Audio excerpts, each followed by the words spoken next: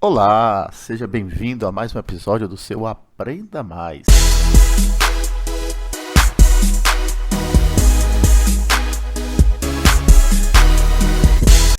A sua faculdade em pequenas doses. Eu sou o pastor Aldemir e estamos juntos aqui para aprendermos, para avançarmos, para entendermos e para poder tornarmos discípulos preparados para sermos aquilo que o Senhor quer que sejamos. O assunto de hoje é muito interessante e não serve apenas para aqueles que são cristãos, mas para todo e qualquer cidadão brasileiro que pretende entender a questão religiosa em nosso país. Você já deve ter ouvido falar que o Brasil é um estado laico, sim, mas você sabe o que isso significa? Um estado ele é considerado laico quando Estado e religião são separados.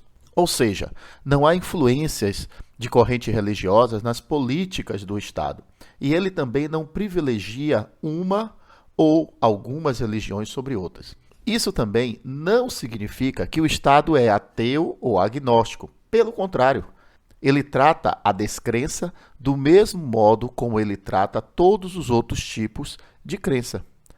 Você também já deve ter ouvido o termo laicismo.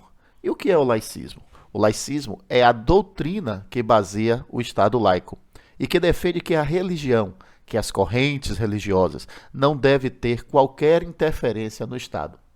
Essa doutrina, ela ganhou mais força, ela se tornou forte realmente na modernidade, com a Revolução Francesa, lá no final do século XVIII. Hoje, em nossos dias, o Estado laico ele é adotado em vários países. A exemplo do próprio Brasil, a África do Sul, o Japão, os Estados Unidos, o Canadá, entre outras centenas de países. No Brasil, por mais precária e limitada que fosse a liberdade religiosa, ela foi estabelecida inicialmente em 1824. Sim, 1824. Não há como negar que ela possibilitou o ingresso e a difusão de novos grupos religiosos no Brasil. Ou seja, os que chamavam-se especialmente na época de protestantes. E com isso provocou as primeiras fissuras no secular monopólio católico. Apesar de ter estabelecido conceitos vagos, quanto à liberdade religiosa, condicionando ao respeito, à ordem pública e aos bons costumes, a Constituição de 1934, ou seja, 110 anos depois, ela manteve o princípio da Igreja livre em um Estado livre. E em 10 de novembro de 1937 entrou em vigor a 4ª Constituição Brasileira. Já a atual Constituição, que data de 1988, no seu artigo 5º, ela estipula ser inviolável a liberdade de consciência e de crença, assegurando o livre exercício dos cultos religiosos e garantindo, na forma da lei, a proteção aos locais de culto e suas liturgias. Mas aí eu já quero te fazer uma pergunta e gostaria que você deixasse aí nos comentários. Você realmente entende que o Brasil é um país laico? Por favor, você concorda com isso? Escreve aí. Existem também outros tipos de relacionamento entre o Estado e a religião. São eles os estados confessionais, os estados teocráticos e os estados ateus. Bora entender cada um deles? O estado confessional é aquele que adota uma ou mais religiões oficiais e há uma certa influência, sim, sobre essas religiões nas políticas do país. Mas o poder secular ainda domina. Podem ter diferentes graus de liberdade religiosa, que é um conceito que veremos já, um pouquinho mais adiante. Mas só para ter uma ideia dos diferentes estados confessionais, a Inglaterra é um estado confessional que adota o cristianismo anglicano, mas que tem total liberdade religiosa. Já o Butão, que adota o budismo tibetiano como religião oficial, também tem liberdade religiosa, mas com algumas restrições, como exemplo, proibida a construção de templos de outras religiões. Já a Arábia Saudita, ela adota oficialmente o Islã e ela proíbe todas as outras religiões, ou seja, não há liberdade religiosa.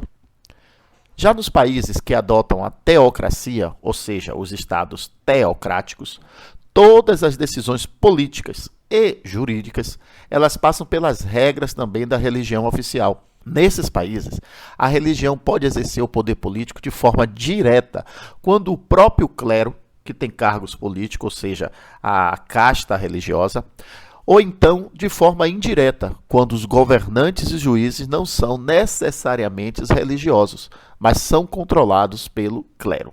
Vou te citar um exemplo de um estado teocrático, que é o Irã.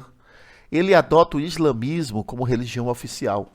Ele possui um ayatollah como chefe de estado. E um outro exemplo, talvez você nunca tenha parado para pensar nisso, mas o país chamado Vaticano, que fica ali na Itália, que é o país sede da Igreja Católica, ele tem como chefe de estado o próprio Papa. É um estado teocrático. Já em um estado ateu, as religiões não são permitidas, ou seja, há perseguição e proibição das práticas religiosas.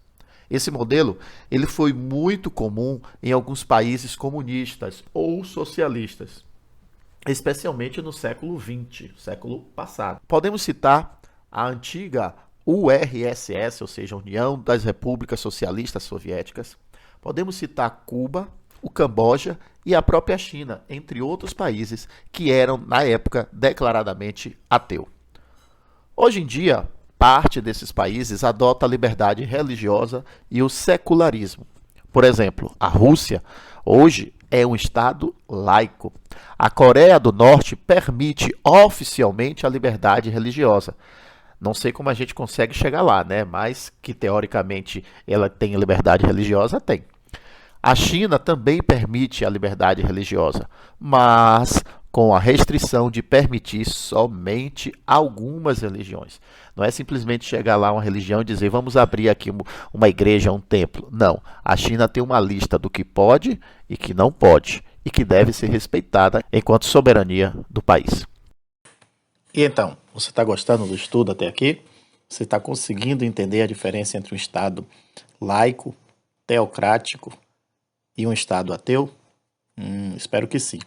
E amanhã nós vamos dar continuidade a esse estudo, onde vamos estudar sobre a diferença entre laicidade, secularização e liberdade religiosa. E por falar em liberdade religiosa, o Brasil é muito questionado se ele realmente é laico ou se ele é um país cristão.